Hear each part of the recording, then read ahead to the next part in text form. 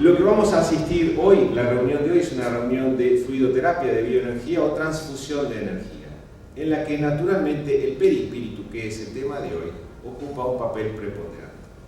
Pero para hablar del perispíritu es necesario o es menester hacer alusión a dos conceptos anteriores. Gracias. Existen en el universo dos principios generales que gobiernan el universo y por encima de estos dos principios Dios. Por un lado tenemos el principio material y por otro lado el principio espiritual o principio inteligente. Este principio inteligente se sirve del principio material al que utiliza, al que da forma para su evolución, nítidamente por una cuestión evolutiva. Todo aquel que lo imagine de otra manera puede llevar a derivaciones que los confundan. Nosotros vamos a analizar el tema desde este punto de vista, como dos principios universales, principio material por un lado, principio espiritual por el otro, el principio inteligente, el principio espiritual, sirviéndose por cuestiones netamente evolutivas del principio material. Pero para hablar de materia tenemos que hacer antes una pequeña también alusión comparativa.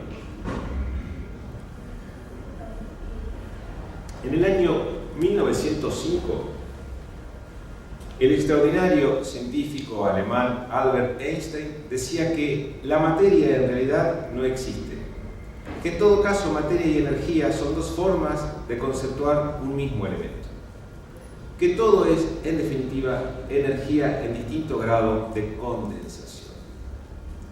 Esta historia de este notable científico, que hasta los 9 años se creía que no iba a poder seguir hablando, que era expulsado de los colegios porque entendían que molestaba a sus compañeros, escribe esto alrededor de 1905 y revoluciona el mundo de la física. Dice que la energía en verdad que la materia es en verdad energía en condensación y que los distintos tipos de materia que conocemos no son otra cosa que energía condensada. Razón por la cual la energía puede volverse materia y la materia puede volverse energía. En el año más o menos 1905. Además de enunciar otros principios, el principio de la relatividad, el principio de las partículas y los protones. Bueno, pero entre lo que a nosotros, o en todo caso a lo que a nosotros nos ocupa, es este punto central, que la materia no es otra cosa que energía en distintos grados de condensación. En el año 1857, bastante antes que Albert Einstein, Allan Kardec pregunta a los espíritus respecto a la materia y dice, en otros casos, en la pregunta 22, entre otros temas, si la materia es en realidad este elemento tangible, medible, que todos podemos ver, y los espíritus le contestan, esto está extraído, no es textual. Dice, la materia existe en estados que os son desconocidos. Puede ser, por ejemplo, tan etéreo y sutil que no produzca ninguna impresión sobre vuestros sentidos. Sin embargo, sigue siendo materia, aunque para vosotros no lo sea. Tan etérea y sutil. Fíjense qué punto de conexión tan particular con la definición que Einstein daba en 1905. Él decía que era energía en distintos grados de condensación. Y los espíritus le dicen a Kardec, mucho antes, puede ser tan etérea y tan sutil que puede ser que no la veas, o que no la interpretes, o que no puedas medirlo, o que no puedas tocarla en la forma en que estamos acostumbrados. Primer punto de contacto. Y aquí nos encontramos derivando el tema que a nosotros nos ocupa. Si decíamos que existen en el planeta o en el mundo dos principios generales y Dios por encima de estos dos, principio espiritual y principio material, y del principio material es el de que nos vamos a ocupar hoy en mayor detalle, decimos, ¿qué tiene que ver el perispíritu con esta cuestión? ¿Por qué arrancamos hablando del principio material si en verdad lo que a nosotros nos ocupaba era el tema del perispíritu? Porque el perispíritu no es otra cosa que una forma de energía condensada, de acuerdo a los conceptos de Einstein, de manera tal que representa un elemento sutil pero perteneciente al mundo de la materia. Así como la materia que nosotros conocemos naturalmente pertenece al mundo de la materia, el perispíritu, este elemento que envuelve al espíritu y que ahora vamos a dar más detalle, también pertenece al mundo de la materia, sin perjuicio de lo cual su estado, su estadio, lo es en un estado de condensación diferente a los principios de materia que nosotros conocemos. ¿Por qué perispíritu?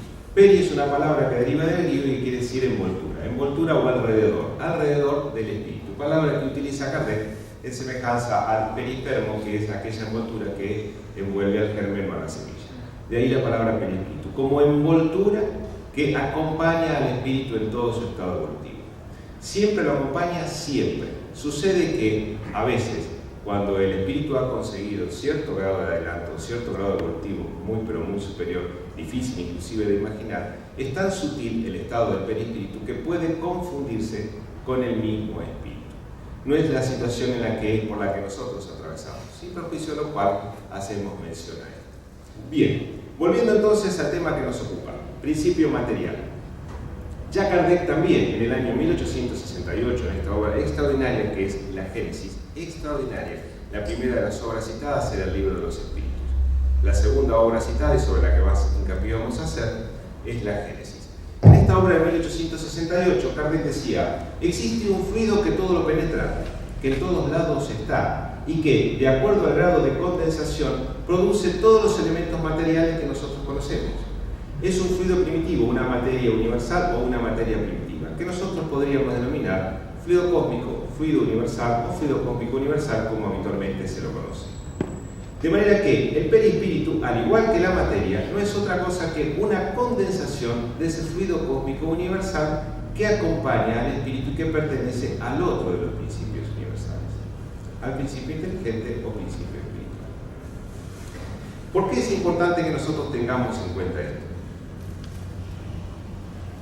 A partir de entender este principio, nosotros encontramos la llave de todos los elementos o todos los fenómenos que en la antigüedad y aún hoy son conocidos como elementos milagrosos, como milagros. Conociendo las propiedades de la materia o las propiedades del fluido cósmico universal o las modalidades que este fluido cósmico puede tomar a partir de la voluntad del espíritu que gobierna esta modificación, nosotros vamos a encontrar todos los fenómenos que eran conocidos como milagros y que aún hoy también se conocen como tales, no siendo otra cosa que distintos efectos de una misma causa, todas nacidas en este principio material que denominamos fluido cósmico o fluido universal. A partir de este concepto nosotros nos vamos a ir manejando hoy para entender de alguna manera esto que venimos a plantearles y que tiene que ver con el perispíritu. Porque el perispíritu no es otra cosa que una modificación, al igual que el cuerpo, de ese fluido cósmico universal modificado por el espíritu que se nutre de él. Este fluido cósmico universal, en forma de perispíritu, toma un montón de propiedades y toma un montón de funciones. Nosotros vamos a hablar de algunas de las funciones y después hablaremos un poquito de las propiedades para ver qué es lo que sucede de acuerdo a lo que nosotros hagamos en nuestra vida con nuestros sentimientos y con nuestros pensamientos. Vamos a ir viendo que, de acuerdo a cómo estemos pensando, a cómo estemos sintiendo, vamos a encontrar un impacto directo de ese pensamiento en nuestro perispíritu. Porque decimos, el espíritu, esta esencia divina, esta chispa inteligente que somos, que tiene un cuerpo y que tiene un perispíritu, el espíritu piensa y siente. El perispíritu transmite y el cuerpo ejecuta. El espíritu piensa o siente, el perispíritu transmite y el cuerpo ejecuta y, ¿por qué no?, absorbe. A partir de este principio también entendemos otro. Porque si el perispíritu es intermediario entre el cuerpo y el espíritu, recibe influencia de ambos sectores. Recibe influencia por un lado del cuerpo y recibe influencia por otro lado del espíritu.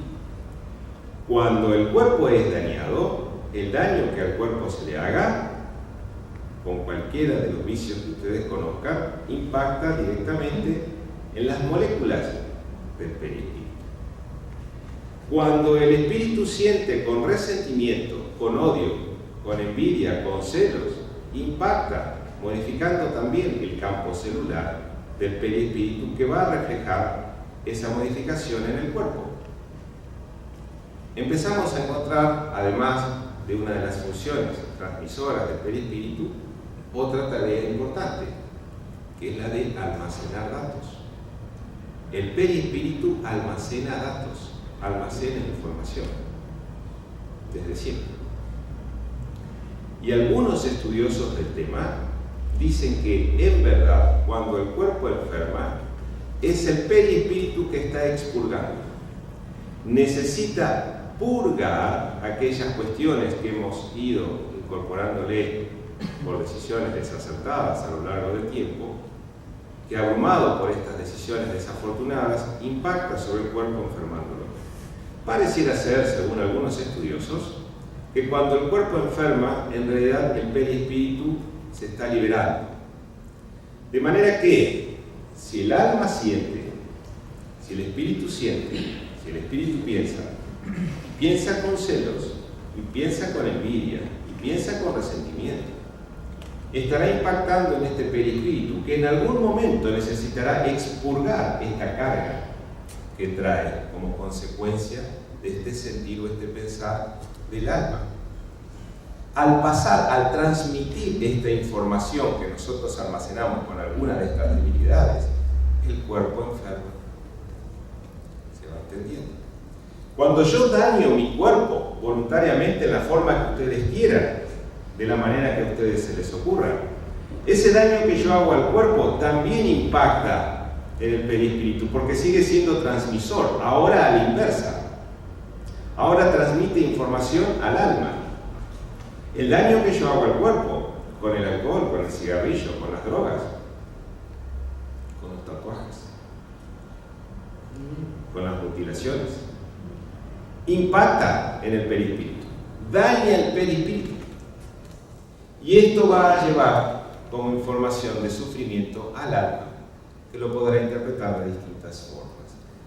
Siempre uno piensa y siente, el otro transmite, y por último el cuerpo que ejecuta y absorbe. Vamos a pasar a un tema precioso, porque tengo que hacer síntesis de esto. Espero que les guste. Tuvimos oportunidad de extraer algunas de las funciones del perispíritu. Algunas, de verdad que algunas. Van a encontrar en la ciencia espírita muchísimo material de información. Si ustedes gustan de este tema y son afectos al estudio minucioso de la situación, en el capítulo 14 de la Génesis es un capítulo abocado exclusivamente a los fluidos.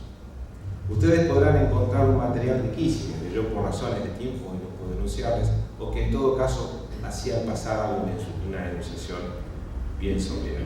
Pero en el capítulo 14 de los fluidos en la Génesis podrán encontrar como elemento de estudio básico, al que podrán agregar nuestras obras complementarias, material riquísimo, riquísimo, y que les permitirá entender no solo las curaciones, sino también las enfermedades. O si ustedes prefieren, no solo las enfermedades, sino también las formas de curarlas a partir y a través de la acción directa del perispíritu, que es en definitiva el agente que nos sana o nos complica la existencia de acuerdo a la forma de pensar y a la forma de sentir.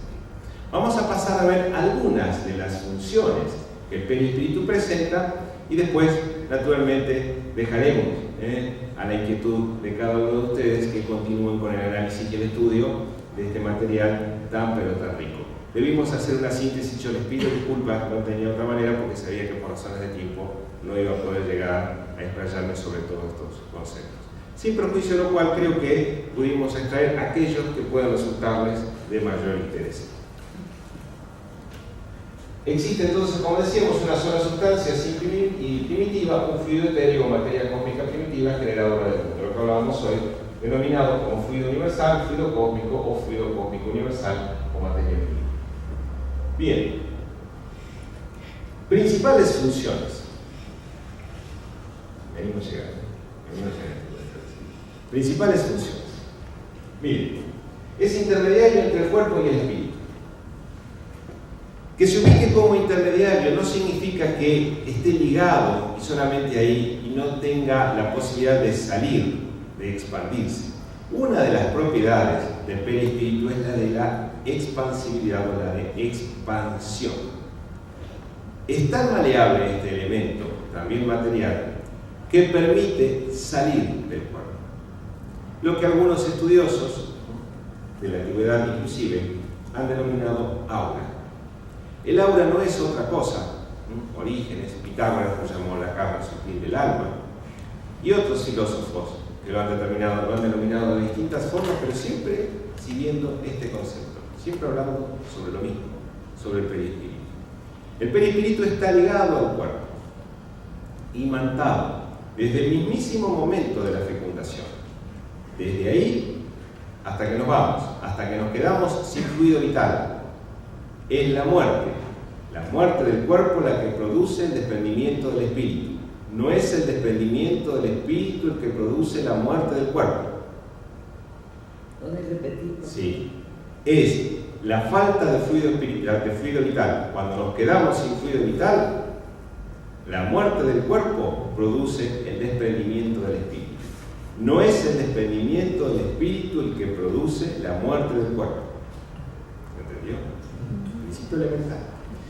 Este lazo fluídico es tan fuerte desde la concepción, tan fuerte, que solo el espíritu consigue desprenderse cuando el cuerpo termina o agota ese fluido vital o sobreviene la muerte del cuerpo, por distintas razones. Entonces ahí el espíritu, recién ahí el espíritu puede desligarse. Hasta tanto no se produzca la muerte del cuerpo, el espíritu no puede desligarse. No es el desprendimiento lo que produce la muerte, es la muerte lo que produce el desprendimiento. Bien, intermediario entonces, lo que decíamos, transmite toda la información, todo aquello que nosotros estemos pensando, sintiendo, todo eso lo transmitimos, porque el espíritu no puede actuar sobre la materia grosera del cuerpo, necesita este agente intermediario, razón por la cual se vale de él para transmitirle al cuerpo, que va a ser el ejecutor de todo aquello que estemos pensando o sintiendo. Un aspecto central y que tratamos muchísimo en nuestra casa, las comunicaciones mediúmicas. En las comunicaciones mediúmicas, el perispíritu juega un papel central. No podemos entender una comunicación mediúmica si no entendemos naturalmente el papel del perispíritu. ¿Qué es lo que sucede en esencia en una comunicación mediúmica? Se produce una especie de simbiosis entre el perispíritu de un espíritu desencarnado y el perispíritu de un espíritu encarnado o alma. Nosotros encontramos un medium que consigue expandir su perispíritu por una facultad orgánica centrada en la glándula pineal. A partir de esa expansión de su perispíritu por un acto de voluntad, muchas veces, en otro caso automático, pero a través del ejercicio por un acto de voluntad, expande su perispíritu el medium o la persona con esta facultad. Al encontrarse ese perispíritu expandido, produce esa simbiosis, permite unirse al perispíritu de un espíritu desencarnado. En el mismo momento que se produce esta simbiosis, el medium empieza a interpretar, a entender qué es lo que el espíritu quiere manifestar o la situación en la que ese espíritu se encuentra. Resulta muy natural, de acuerdo a las distintas categorías de mediunidades, que existan mediums que puedan sentir en carne propia aquello que el espíritu esté sintiendo. Entonces nos encontramos en situaciones en las cuales diferentes tipos de mediums sienten de pronto el veneno que corroe las fibras más íntimas de ese espíritu que desencarnó como consecuencia del veneno. O mediums que sienten la falta de aire o la tos, que es producto de ese espíritu que desencarnó como consecuencia de narcóticos, de cigarrillo o alcohol. Sienten en lo íntimo de su ser, el medium siente en lo íntimo de su ser la intimidad del espíritu. Esa intimidad del espíritu se transmite pura y exclusivamente a través de esta simbiosis que se produce entre el perispíritu del espíritu y el perispíritu del medium, que se encuentra en relativo estado de exteriorización, dada una de sus características, que es la expansión. ¿Venimos bien? Avanzamos con otra de las funciones. Archivo del alma. Todas las funciones son lindas, Pero entiendo que esta es la que nos llama más profundamente a la reflexión. Todo lo que hagamos, todo lo que pensemos, todo lo que estemos sintiendo, quede impregnado en este archivo del alma. Todo. Algunas de las cuestiones que quedan grabadas en el archivo del alma pueden ser expurgadas a través del servicio, a través de la caridad, a través del amor al prójimo.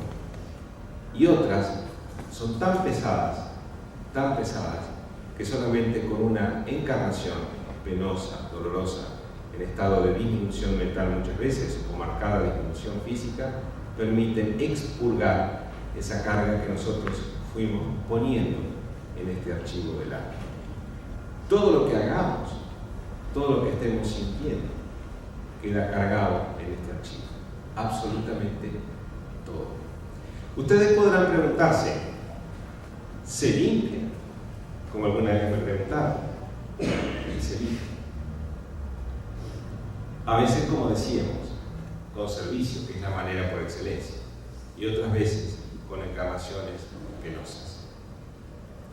Cada vez que nosotros nos encontremos con un hermano delante de esta dificultad o atravesando un periodo de esta dificultad con marcados estados de deficiencia o de capacidades distintas o capacidades diferentes, podemos dar gracias a Dios en nombre de Él, porque seguramente es un hermano que está por una existencia dolorosa y penosa expurgando cuestiones que han quedado grabadas en ese archivo del alma. Roguemos siempre, aunque no lo conozcamos, para que esa prueba pueda ser superada, porque superada esa etapa, este hermano podrá recobrar o esta hermana podrá recobrar su estado de normalidad, seguramente en existencias venideras. Hay veces que cargamos tanto nuestro perispíritu, este archivo del alma lo cargamos tanto de errores, de debilidades, que aún no es suficiente por una existencia en ese estado de dolor. Razón por la cual, desde el día de hoy en adelante, hagamos y busquemos la forma de que este archivo esté lo más liviano posible, que no sea tan cargada, que no sea tan pesada la carga que nosotros debamos llevar para que la vida sea, dentro de todo, un poco más placentera. Debemos saber, y de hecho esto es de conocimiento público, que a veces es tan alto el grado de compromiso que ejercemos con las actitudes que tenemos, que cargamos tanto ese perispíritu que la vida, aún en esta existencia sin tener dificultades disminuidas, facultades disminuidas, aún se hace pesada, aún se hace penosa. Esta es una de las razones por las cuales nos gusta tanto tratar esta situación cuando tocamos como una de las funciones centrales del perispíritu. No es que las demás no lo sean, pero ser un archivo del alma nos pone delante de una realidad que nos invita, por lo menos desde el día de hoy, a pensar de manera diferente en función de este concepto. El perispíritu es agente de disturbios patológicos, esquizofrenia, epilepsia, cáncer, etc. Muy relacionado con lo anterior. No dejo pensar.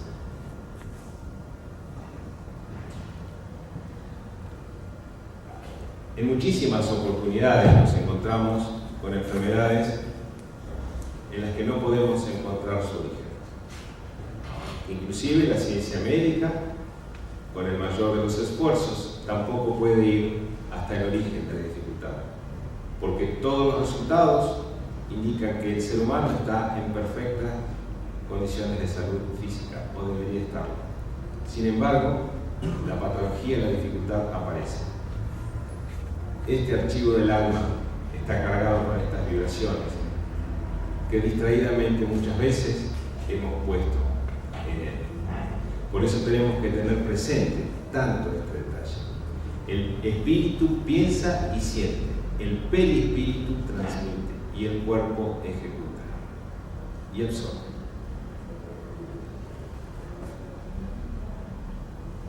Precioso. Entre sus funciones, actor determinante en la encarnación y en las curaciones. Cuando se decide una encarnación, a veces voluntariamente y a veces compulsivamente, siempre sucede lo mismo. Una vez que la encarnación está determinada, una vez que el espermatozoide alcanzó las paredes del óvulo y perforó, una vez que se formó el primer embrión, desde el mismo momento en que el embrión se forma, aparece un lazo fluídico que va a unir a ese principio de vida con ese otro principio de vida o con ese otro principio material que es el perispíritu del espíritu encarnante.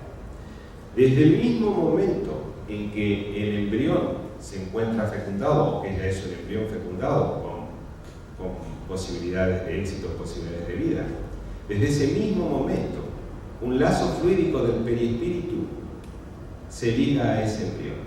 Y a partir de ese lazo fluídico queda imantado como consecuencia del fluido vital que va a acompañarlo toda su vida, del cual se va a poder desprender recién, cuando la muerte llame a sus puertas. Esa unión molécula a molécula hace no solamente que el cuerpo vaya a tener toda esta información que el archivo del alma vaya a imprimirle, sino que a la partida, cuando nos vayamos, cuando tengamos que retornar al plano de las almas, también lo vamos a hacer del mismo modo a cuando vinimos, molécula a molécula. Cuanto más agotado esté el fluido vital, por razones de buen uso de él, más dócil y más fácil es la partida.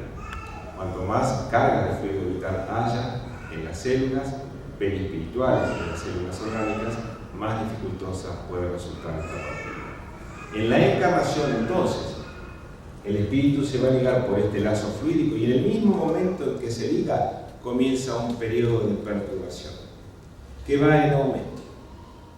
Razón por la cual los espíritus aseguran a Kardec que nadie tiene estado pleno de conciencia al momento del nacimiento. Es tan alto el grado de perturbación y olvido, o de turbación, mejor dicho, y olvido, que el espíritu al nacer al nuevo cuerpo no puede tener estado de conciencia. Una vez que se produce el primer llanto del bebé, una vez que aspira el aire con sus propios pulmones, a partir de ese mismo momento, el espíritu lentamente empieza a recobrar su estado de lucidez con la nueva encarnación que deberá afrontar. Razón por la cual, dentro de las funciones también extraordinarias del perispíritu que no queríamos dejar de enunciar hoy, encontramos esta que tiene que ver con la encarnación. Y dejamos para el final la posibilidad del perispíritu de actuar como actor central en las curaciones.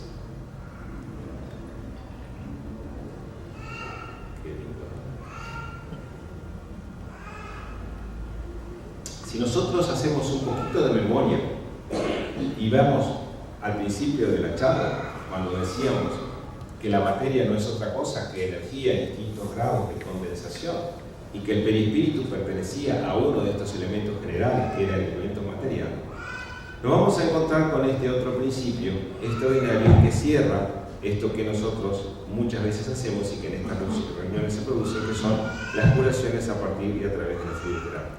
No me voy a expandir en este tema porque no es tema de hoy y naturalmente ya por cuestiones de tiempo estamos casi terminando esta exposición. Pero debemos decirles que se produce alrededor del medium pasista una condensación de energías, de fluidos, y que el pasista, a través de un acto de voluntad, transmite o transfiere a la persona que es asistida toda esa carga de energía que va a sanarle o va a curarle el cuerpo. ¿De qué manera? Cambiando, modificando las moléculas enfermas por moléculas sanas. A partir siempre de este elemento perispiritual. No hay otra manera de actuar. Los espíritus actúan a través nuestro, pura y exclusivamente perispíritu mediante. Seamos nosotros mediums, transmisores del pase, o sean los espíritus, los propios, quienes actúan sobre un cuerpo enfermo. En ambos casos, siempre se trabaja sobre el perispíritu del asistido, del paciente o la persona que pueda estar necesitándolo. Nunca es en forma directa hacia el cuerpo, siempre es hacia el perispíritu. siempre de perispíritu a perispíritu. Y el fenómeno funciona más o menos en estos términos. Les traje una imagen para que podamos darnos cuenta de que se transforma. Decimos, el pase es una transfusión de energía, son energías psíquicas espirituales que alteran el campo celular. No es una técnica, es un acto de amor. Esto que nosotros podemos ver acá, en el gráfico, es una especie de cúmulo de energía, de condensación de energía que el pasista está suministrando a la mujer que se encuentra sentada. Es indistinto que el pasista se encuentre delante de ella o detrás. A veces elegimos estar detrás para una cuestión de comodidad de la persona que es asistida. Es indistinto que el pasista se ponga detrás o que se ponga delante, es indistinto, nada más que un gráfico. Bueno, acá viene una figura humana que no sé. Estos fluidos son suministrados a la persona que van a ingresar por los distintos centros de fuerza que se ubican en el perispíritu de la persona que es asistida. El centro coronario, el frontal, el cardíaco, el esplénico, el gástrico y el genésico, cada uno con distintas funciones o funciones específicas. Cada vez que el pasista está suministrando esos fluidos, esa misma energía condensada de la que venimos hablando desde un principio, penetra o es absorbida por la persona a través del perispíritu. Esto es, se transmite desde el perispíritu del medio y se recibe a través del perispíritu del pasista con los 7 centros de fuerza ubicados en su perispíritu. ¿Hemos entendido hasta acá? Bien. Nosotros decíamos, y voy a traerles un pequeño gráfico que me permití hoy. Después, si hay niños en la sala, se los regalo. ¿Qué? Uno es para vosotros. Nosotros decíamos al principio de la conversación que las propiedades del perispíritu derivan todas del principio material. Decíamos también, sin temor a equivocarnos, que es a partir de este principio que se explican la serie de fenómenos que nosotros venimos a enunciar. Pero que este principio, que esto tenga origen en las mismas propiedades modificadas del fluido cósmico universal, no significa que el estado evolutivo de esos perispíritus sea lo mismo. De acuerdo a la forma en la que hemos actuado, a la forma en que hemos pensado, a la forma en que hemos sentido, a pesar de que el principio es el mismo y que deriva su elemento componente del fluido cósmico universal o materia elemental primitiva, nos vamos a encontrar con esta realidad de acuerdo a lo que estemos pensando. Espero que no se me disparen. Si así sucede, miren, nos vamos a encontrar con alguien vibrando en estas condiciones. Primero, por favor, así.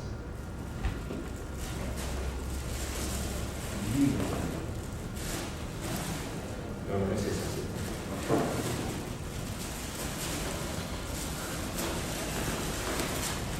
Si se me escapa, como